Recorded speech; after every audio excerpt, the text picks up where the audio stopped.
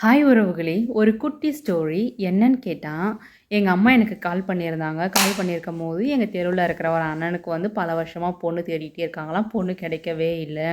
எங்கெங்கேயோ பார்க்குறாங்களா அப்படின்னு சொல்லிட்டு ஒரு 2, 3 வருஷமா அந்த அண்ணனுக்கு பொண்ணு தேடிட்டு இருக்காங்களாம்.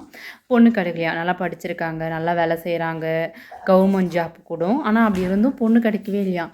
"ஏன் பொண்ணு கிடைக்கல? ஏன் பொண்ணு கிடைக்கல?" அப்படின்னு சொல்லி புலம்பிட்டே இருந்தாங்க. அதுக்கு நான் சொன்னேன், அந்த காலத்தில அதாவது எங்க அம்மா காலத்தில 80, 90 கிட்ஸ் எல்லாம் மாப்பிள்ளை கிடைக்கலன்னு சொல்லி புலம்பிட்டு இருந்தாங்க. ஆனா, இப்ப பொண்ணு கிடைக்கலன்னு சொல்லி புலம்பிட்டு இருக்காங்க. ஏன்னு கேட்டா, எங்க அம்மா காலத்துலலாம் அதாவது ஒரு 40, 50 வருஷத்துக்கு முன்னாடி ஆம்பளைங்க போய் வேலை செய்வாங்க. வெளிநாட்டுக்கு போய் ஆம்பளைங்க வேலை செய்வாங்க.